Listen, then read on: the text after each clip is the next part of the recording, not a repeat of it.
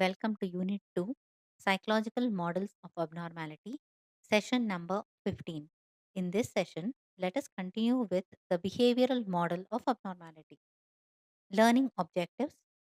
First, to understand learning of rules, learning through imitation, understanding the types of reinforcers, that is primary and secondary, understanding the two types of reinforcement, positive and negative reinforcement, understanding punishment.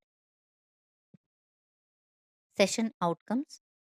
Knowledge of learning by imitation and learning of rules, knowledge of the types of reinforcers, types of reinforcement, and also the concept of punishment. Let us start our discussion about learning of rules. Most of the rules and regulations are internalized mainly through the method of imitation rather than trial and error learning. We learn certain rules by looking at others follow the same rules.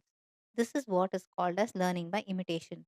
For example, in swimming, many times children learn to dive by looking at their coach who will demonstrate the same.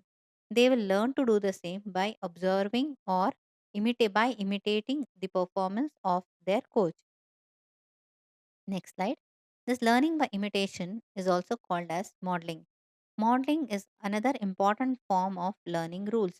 Shaping, that is, reinforcing successive approximation, also indicates, or rather, also helps in learning of rules. Next slide. Thus, whenever we talk of learning of rules, many times it so happens that verbal reinforcement or verbal expressions becomes unimportant. Children learn by looking at others regarding what kind of behavior will be appreciated, what kind of behavior will be encouraged or reinforced, and what other kinds of behavior will be discouraged or not reinforced. Likewise, they will learn to engage in those behaviors which are reinforced and also avoid all those kinds of other behaviors which will not be reinforced. Next slide.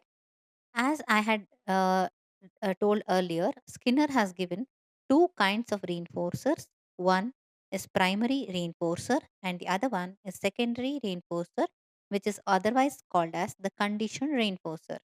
Primary reinforcer is a stimulus that gives us satisfaction instinctively or naturally.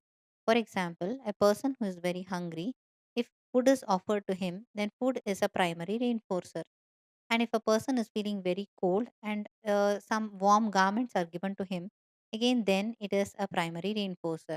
Conditioned reinforcer or secondary reinforcer is something that will help us give the satisfaction because of its association with the primary reinforcer. For example, money is the best secondary reinforcer because it will help us to buy or fetch things which will satisfy our needs.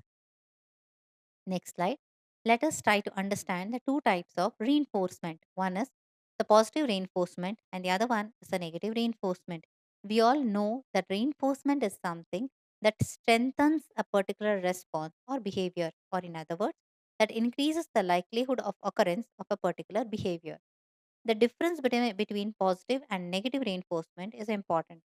Positive reinforcement is a reinforcement that increases the likelihood of behavior or that strengthens a response. For example, a praise, applause, or a medal, certificate, all these are positive reinforcements, wherein after a response, there is a consequence that will help to strengthen that particular response.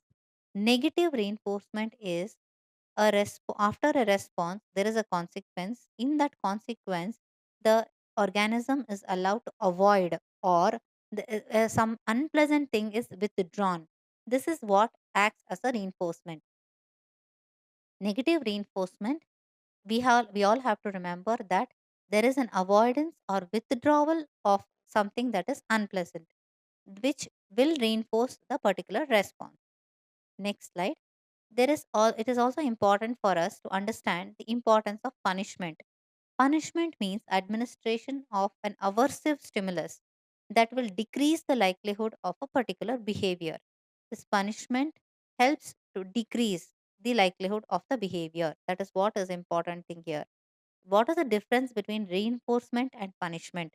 Reinforcement increases the likelihood of a particular behavior, whereas punishment decreases the likelihood of a particular behavior.